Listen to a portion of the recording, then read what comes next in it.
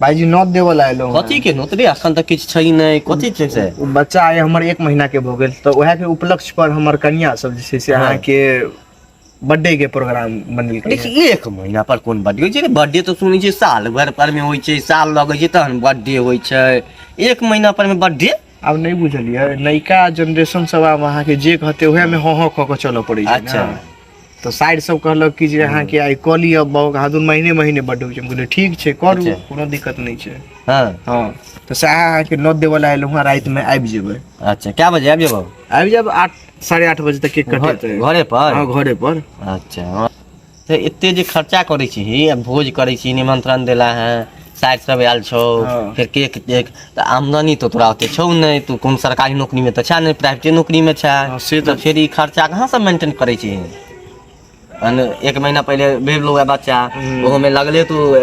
operation हो के होइते छे लागल 80,000 रुपया 80,000 रुपया फिर महीना नहीं लगलो कि बर्थडे करे छी की कते नहीं बुझलिए अब कनी घर परिवार छै कनी ई सब कनी होय छै त कनी अपनो निक लगैया कनी घरो के आदमी के लगै छै त कर्जा लेने अभी फेरो हां कर्जा त लेलो हबे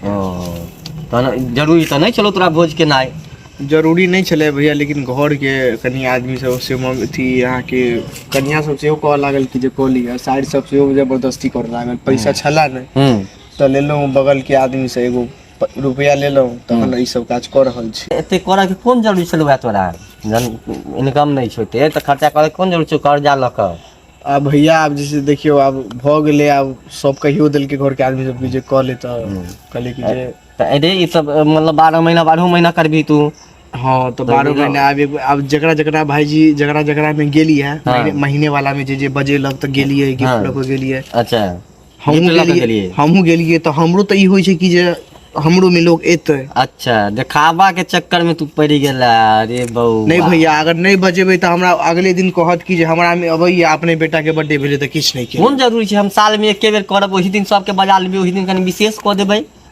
महीने महीने करबै यही सब तो लोग गरीब होय छै आ तू देखे आ तू हमरा कहला लाजे पछे जैसे तोरा लेल हम गिफ्ट ल के जेबो आ गिफ्ट ल के जेबो त हमरो बजट हिल जात हम तो पाई रखै छी कमा ने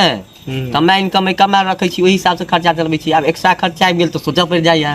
हां त अब ओ भ गेल हमरो बजट हिल गेल आ नहीं ल जेबो त हमरो तू कहबा जे भाईजी के निमंत्रण देलिए भाईजी एगो जे चीज बचा के लेल किछ ल के नहीं एलखिन